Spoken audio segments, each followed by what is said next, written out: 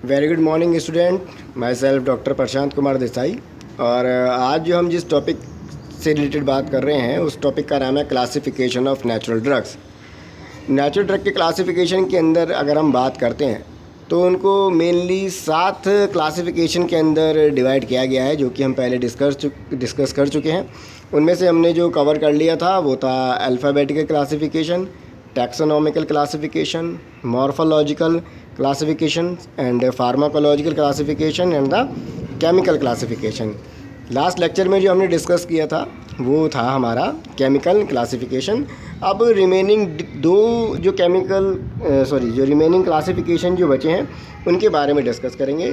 इनको समझना ज़रूरी है बच्चों, क्योंकि ये बहुत इंपॉर्टेंट कैटेगरी के क्लासिफिकेशन है और थोड़ा बहुत हम ये कह सकते हैं कि ये थोड़ा लेटेस्ट टेक्निक्स के ऊपर भी डिपेंड करते हैं, तो इसलिए इनकी जानकारी होना हमें ज़्यादा ज़रूरी है। तो अब जो रिमेनिंग जो हमारे जो क्लासिफिकेशन जो बचे हैं, एक का नाम है कीमोटैक्सोनॉमिकल क्लासिफिकेशन और एक का नाम है सीरो टैक्सोनॉमिकल क्लासिफिकेशन। तो सबसे पहले हम अपना जो क्लासिफिकेशन पढ़ रहे हैं उसका नाम है कीमोटैक्सोनॉमिकल क्लासिफिकेशन। इस कीमोटैक्सोनॉमिकल क्लासिफिकेशन को मैंने 3 हेडिंग्स के अंदर डिवाइड किया है। पहला तो आ जाएगा डेफिनेशन का पार्ट, उसी के अंदर हमारा इंट्रोडक्शन पार्ट आ जाएगा। इंट्रोडक्शन पार्ट से हमें ये पता लगेगा कि रिलेशनशिप किस किस के बीच में डेवलप हो रहा है। दूसरा जो पॉइंट आएगा वो हमारा आएगा एग्ज़ाम्पल की फॉर्म में, किस तरीके से एग्ज़ाम्पल जो हैं वो फुलफ़िल करेंगे कीमोटैक्सोनॉमिकल क्लासिफिकेशन को अंदर। तो जब हम बात करते हैं इसके बारे में तो कीमोटैक्सोनॉमिक क्लासिफिकेशन होता क्या है, तो सबसे पहले तो मैं आपको ये बता दूं कि जब हम कीमोटैक्सोनॉमिकल वर्ड को देखते हैं तो उससे ही हमें इसके बारे में जानकारी मिल सकती है। जैसा कि यहाँ पे आपको दर्शाया गया है कि कीमोटैक्सोनॉमिकल जो वर्ड है वो 2 वर्ड से मिलके बना है। एक का नाम है केमिकल और दूसरे का नाम है टैक्सोनॉमी। जब हम केमिकल्स के बारे में बात करते हैं तो केमिकल का मतलब हो गया सेकेंडरी मेटाबोलाइट्स, या फिर उनको हम फाइटो कॉन्स्टिट्यूएंट के नाम से भी जानते हैं। केमिकल की जो सिंथेसिस होती है प्लांट के अंदर वो हमारी बायोसिंथेटिक पाथवे के द्वारा होती है। कई प्रकार के बायोसिंथेटिक पाथवेज हैं जो कि प्लांट्स के अंदर होते रहते हैं, जैसे कि हमारा शिकमिक एसिड पाथवे हो गया, एसीटेट पाथवे हो गया, अमाइनो एसिड पाथवे हो गया, क्रैब साइकिल हो गई। ये जितने भी पाथवेज हैं, these are the pathways which are responsible for the formation of secondary metabolites from the primary metabolites. तो इन्हीं सब पाथवेज के अंदर प्राइमरी मेटाबोलाइट से सेकेंडरी मेटाबोलाइट की फॉर्मेशन होती है, मगर ये केवल एक सिंगल रिएक्शंस नहीं है। जितने भी बायोसिंथेटिक पाथवेज हैं they contain series of specific set of chemical reactions through which the precursors are converted into the product and the precursor here is termed as a primary metabolites and the product is termed as a secondary metabolites. ये जो हमारे primary metabolite हैं generally इनमें किसी प्रकार की कोई medicinal activity नहीं पाई जाती, मगर जब ये सेकेंडरी मेटाबोलाइट में कन्वर्ट होते हैं by the biosynthetic pathway, these secondary metabolites are responsible to produce various type of the pharmacological और मेडिसिनल एक्टिविटी। एक कीमो का वर्ड तो ये आ गया केमिकल से रिलेटेड। अब बात करते हैं टैक्सोनॉमिकल। टैक्सोनॉमिकल का वर्ड जो ओरिजिन हुआ है वो हुआ है टैक्सोनॉमी से, और टैक्सोनॉमी क्लासिफिकेशन हम पहले इसके बारे में हमें जानकारी भी है। जब हम टैक्सोनॉमी क्लासिफिकेशंस के बारे में बात करते हैं तो टैक्सोनॉमी का मतलब क्या हुआ, द प्लांट क्लासिफाइड और the grouping according to class, order, family, genus और स्पीसीज। ये हमारा पैटर्न भी था। अल्फ़ाबेट क्लासिफिकेशन के बाद हमारा टैक्सोनॉमिकल क्लासिफिकेशन आया था, और टैक्सोनॉमिकल क्लासिफिकेशन में जो हम ड्रग्स जो प्लांट्स को जो कैटेगराइज कर रहे थे वो उसके कुछ बोटेनिकल पैरामीटर्स के बेसिस पे उसको क्लासिफाई किया जाता है, जिसके अंदर कुछ हेडिंग्स थी, जैसे क्लास था, ऑर्डर था, फैमिली था, जीनस और स्पीसीज था। अब यहाँ पे ये दोनों वर्ड आपस में कंबाइंड है, कीमो एंड टैक्सोनॉमी। इसका मतलब क्या हुआ कि इन दोनों के बीच में कोई ना कोई रिलेशंस होगा, और यही रिलेशन जो होता है वो कीमो टैक्सोनॉमिकल क्लासिफिकेशन को डिफाइन करने के लिए रिस्पॉन्सिबल होगा। अब मैं इसकी डेफिनेशंस के बारे में बात करता हूँ। जैसे कि डेफिनेशन ये है कि स्पेसिफिक टाइप के जो केमिकल कॉन्स्टिट्यूएंट्स हैं, जरा इस बात को ध्यान से सुनिएगा, द स्पेसिफिक टाइप के जो केमिकल कॉन्स्टिट्यूएंट हैं अगर वो डिफरेंट प्लांट्स में पाए जा रहे हैं तो वो डिफरेंट प्लांट्स को एक ग्रुप के अंदर कैटेगराइज किया जाएगा, या दूसरे शब्दों में इसको इस तरीके से लिया जा सकता है, अगर हम डिफरेंट प्लांट्स की स्टडी करते हैं और उन डिफरेंट प्लांट में एक प्रकार के केमिकल कांस्टेंट या फिर स्पेसिफिक टाइप के केमिकल कांस्टेंट अगर प्रेजेंट रहते हैं तो उन सभी प्लांट को एक ग्रुप के अंदर कैटेगराइज कर दिया जाएगा, वो एक ही टैक्सा से बिलोंग करेंगे। अगर सपोज़ कीजिए डिफरेंट प्लांट लेते हैं और उनके केमिकल कांस्टेंट में किसी प्रकार की सिमिलैरिटी नहीं पाई जाती, इसका मतलब ये हुआ उस केमिकल प्रॉपर्टी के बेसिस पे, केमिकल कांस्टेंट के बेसिस पे डिफरेंट प्लांट के अंदर जो वो केमिकल सिमिलैरिटीज़ नहीं पाई जा रही है, इसका मतलब वो एक ही टैक्सा के प्लांट नहीं हो सकते। तो कहने का मतलब है कि जो एक प्रकार के जो प्लांट्स होते हैं उनमें एक प्रकार के केमिकल कांस्टेंट पाए जाएंगे, ये तो एक बात हो गई। या फिर जो डिफरेंट प्लांट्स होते हैं उनमें अगर एक ही प्रकार के केमिकल कांस्टेंट पाए जा रहे हैं तो वो एक टैक्सा का पार्ट होंगे। यहाँ पे ध्यान देने वाली बात यह है कि बार बार मैं जो नाम ले रहा हूँ, मैं केमिकल कॉन्स्टिट्यूएंट का नाम ले रहा हूँ, स्पेसिफिक केमिकल कांस्टेंट का नाम ले रहा हूँ, केमिकल नेचर का नाम नहीं ले रहा हूँ। केमिकल नेचर का मतलब क्या हुआ? केमिकल नेचर का मतलब ये है कि उसके अंदर जैसे कि एक केमिकल कैटेगरीज है, जैसे कि अल्कोलॉइड, तो अल्कोलॉइड एक केमिकल नेचर हो गया, एक केमिकल कैटेगरीज हो गई, उसके अंदर बहुत सारे एक्टिव कांस्टेंट आ रहे हैं।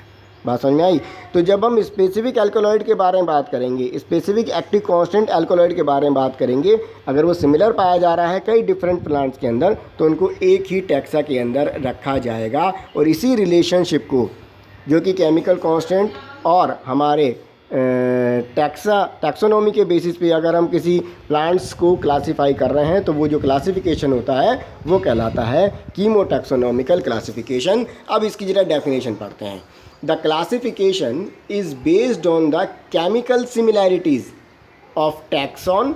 It means it is based on the existence of relationship between the chemical constant in the various plant. अगर बहुत सारे प्लांट में एक ही प्रकार के केमिकल कॉन्स्टिट्यूएंट्स पाए जा रहे हैं, स्पेसिफिक टाइप के केमिकल कांस्टेंट पाए जा रहे हैं, तो वो डिफरेंट प्लांट जो होंगे वो एक टैक्सोन या फिर एक टैक्सा ग्रुप से बिलोंग करेंगे। So that is the method of the classification that is totally based on the chemotaxonomical classification. अब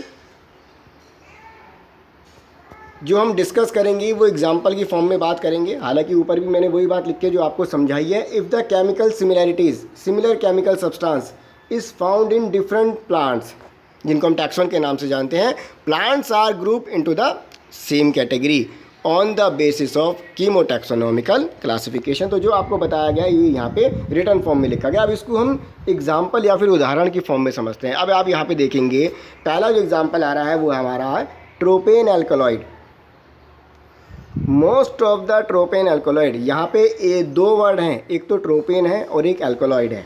एल्कोलॉइड का जब हम क्लासिफिकेशन पढ़ते हैं, एक alkaloid is a chemical category, और जब उसका क्लासिफिकेशन पढ़ते हैं तो उसके क्लासिफिकेशन में आता है एक ग्रुप आता है जिसका नाम होता है ट्रोपेन एल्कोलॉइड। और ये ट्रोपेन एल्कोलॉइड का मतलब क्या है? ये वो एल्कोलॉइड होंगे जिन प्लांट्स के अंदर ट्रोपेन एल्कोलॉइड जो प्रेजेंट रहता है उनके एक्टिव कांस्टेंट के अंदर ट्रोपेन केमिकल स्ट्रक्चर की मोइटी प्रेजेंट रहती है। यहाँ पे केवल सिंगल नाम एल्कोलॉइड का नहीं लिया गया है क्योंकि एल्कोलॉइड एक कैटेगरी है, उसके क्लासिफिकेशन में एक सब ग्रुप आता है जिसका नाम होता है ट्रोपेन एल्कोलॉइड। तो जितने भी ट्रोपेन एल्कोलॉइड के कंटेनिंग जो chemical structure containing active constant है वो ट्रोपेन एल्कोलॉइड कहलाते हैं। बहुत सारे एग्जांपल इस ड्रग के अंतर्गत आते हैं, जैसे कि एट्रोपा बेलाडोना हो गया, हायोसायामस हो गया, धतूरा हो गया। ये जितने भी मैंने प्लांट्स के नाम लिखे हैं इन सब की फैमिली जो होती है वो होती है हमारी सोलेनेसी फैमिली। तो मोस्टली सोलेनेसी फैमिली के जो प्लांट्स होते हैं वो ट्रोपेन एल्कोलॉइड कंटेन करते हैं। जैसे कि उदाहरण देते हैं धतूरा का, धतूरा एल्बा, धतूरा मेटल, धतूरा स्ट्रामोनियम, बहुत सारी स्पीसीज़ हैं और इनके अंदर जो एक्टिव कांस्टेंट जो पाया जाता है वो होता है हमारा एट्रोपिन। अगर हम एट्रोपिन के स्ट्रक्चर को देखते हैं तो एट्रोपिन के स्ट्रक्चर में बेसिक न्यूक्लियस जो होता है वो ट्रोपिन का पाया जाता है। तो जैसे कि मैंने यहाँ पे 3 प्लांट के नाम लिए, हायोसायामस हो गया, हमारा बेलाडोना हो गया और हमारा धतूरा हो गया। तो ये जो 3 जो डिफरेंट प्लांट हैं मगर इनमें सिमिलैरिटी क्या पाई जा रही है? इनमें सिमिलैरिटी ये पाई जा रही है, एक तो तीनों के तीनों सोलेनेसी फैमिली से बिलोंग करते हैं, पहली बात तो ये। दूसरी बात, जब हम इनके केमिकल कॉन्स्टेंट्स को देखते हैं तो इनके केमिकल कांस्टेंट जो कॉमन पाया जाता है वो है हमारा एट्रोपिन। तो एट्रोपिन का पता लगाना ये हमारा केमिकल आइडेंटिफिकेशन हो गया। और ये जो 3 प्लांट है, डिफरेंट प्लांट है, उनको एक ही टैक्सा के अंदर रखा गया है, एक ही फैमिली के अंदर रखा गया है। क्यों? क्योंकि उनमें एक प्रकार के एक्टिव कांस्टेंट पाए जा रहे हैं जिनको हम ट्रोपेन एल्कोलॉइड के नाम से जानते हैं, इसलिए ये हमारे सोलेनेसी फैमिली से बिलोंग कर रहे हैं। दूसरा जो एग्जाम्पल आ रहा है वो है हमारा बर्बरीन एल्कोलॉइड। ये भी एक एक्टिव कांस्टेंट है जो कि एल्कोलॉइड कैटेगरी के अंतर्गत आता है।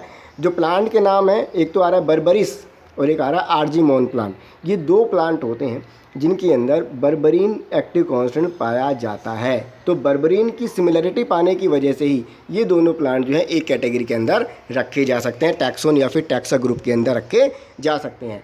एक एक्टिव कांस्टेंट होता है रूटीन। ये जो रूटीन एक्टिव कांस्टेंट है मोस्टली ये रूटेसी फैमिली के प्लांट के अंदर पाया जाता है। अब रूटेसी फैमिली के प्लांट हमारा लेमन हो गया, हमारा ऑरेंज हो गया, ये वो प्लांट हैं, फ्रूट्स हैं जिनके अंदर रूटीन पाया जाता है। तो जब हम लेमन और ऑरेंज की फैमिली देखते हैं तो दोनों की फैमिली जो होती है दैट इज़ रूटेसी। तो यहाँ पे आप क्लियर कट रिलेशनशिप देख रहे हैं कीमोटैक्सोनॉमिकल क्लासिफिकेशन के बेसिस पे कि सिमिलर टाइप के अगर केमिकल कांस्टेंट डिफरेंट प्लांट में पाए जा रहे हैं तो वो डिफरेंट प्लांट जो है वो एक टैक्सा के अंदर ही रखे जाएंगे। So that is the some information regarding the chemotaxonomically classification. अब बात करते हैं हम एडवांटेज के बारे में। एडवांटेज इसका ये है या फिर आप इसे मेरिट भी कह सकते हैं, the merit of chemotaxonomical classification, it provide the more scope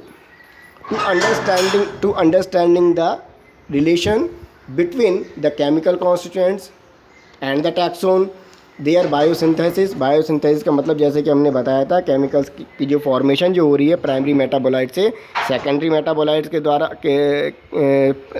primary metabolite से सेकेंडरी मेटाबोलाइट की फॉर्मेशन हो रही है by using the different biosynthetic pathway. और तीसरा आ रहा है विद देयर पॉसिबल एक्शन। इसको समझते हैं पॉसिबल एक्शन का मतलब क्या हुआ। सपोज़ कीजिए कि 2 हमारे पास सोलेनेसी फैमिली के प्लांट हैं, 2 डिफरेंट प्लांट हैं, 2 different plants belong to the Solanaceae family, और उन दोनों प्लांट्स के अंदर क्या पाया जा रहा है, ट्रोपेन एल्कोलॉइड पाया जा रहा है। तो ये बात हम जानते हैं, ट्रोपेन एल्कोलॉइड का मतलब है कि उनके अंदर एट्रोपिन एक्टिव कांस्टेंट होना चाहिए। और एट्रोपिन का जो मेन फंक्शन क्या होता है, पैरासिम्पैथोलाइटिक एक्शन प्रोड्यूस जो किया जाता है वो एट्रोपिन एल्कोलॉइड के द्वारा या फिर एट्रोपिन एक्टिव कांस्टेंट के द्वारा प्रोड्यूस होता है। तो यहाँ पे जो डिफरेंट प्लांट जो हैं सोलेनेसी के जो कि ट्रोपेन एल्कोलॉइड कंटेन कर रहे हैं या फिर एट्रोपिन जो कंटेन कर रहे हैं वो कौन सा मेडिसिनल इफेक्ट प्रोड्यूस कर सकते हैं, they are able to produce the parasympatholytic action, they are able to produce. So बच्चों ये जो इन्फॉर्मेशन है that is the information that is related with the chemotaxonomical classification. तो यहाँ पे हमारा जो number 6 classification of natural drug है जिसको हम कीमोटैक्सोनॉमिकल क्लासिफिकेशन कहते हैं वो कंप्लीट होता है। In next lecture we will discuss about the serotaxonomical classification. तो अभी इसको इतने रखते हैं। इससे रिलेटेड आपको कोई भी अगर क्वेरीज़ है तो आप व्हाट्सएप ग्रुप पे पूछ सकते हैं। तो इस लेक्चर में इतना ही, थैंक यू। नेक्स्ट लेक्चर जो है वो होगा हमारा सीरोटैक्सोनॉमिकल क्लासिफिकेशन के ऊपर।